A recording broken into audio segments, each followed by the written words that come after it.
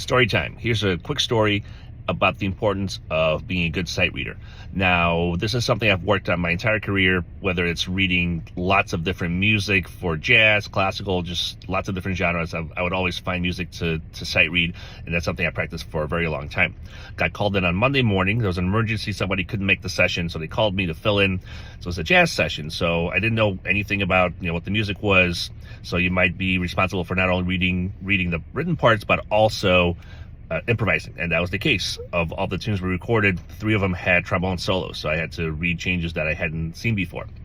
And the session was over, everything went great. I got a comment right after we were done, before I left, and the person that called me for the session said, "I called you because I knew you'd be able to come in and sight read everything." And that's a fantastic compliment. It's a great reputation to have, that somebody knows, like, you'd be able to come in and basically it'll seem like you'd been there the entire time, like you were there for the rehearsals. You come in and nothing is out of place. So I always encourage my students, I encourage you as well, practice sight reading. Get your hands on as much music as you possibly can. Practice with recordings. Just read lots of different music.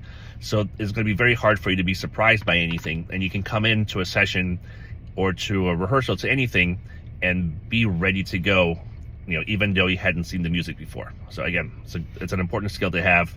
I encourage you to practice sight reading. So go practice.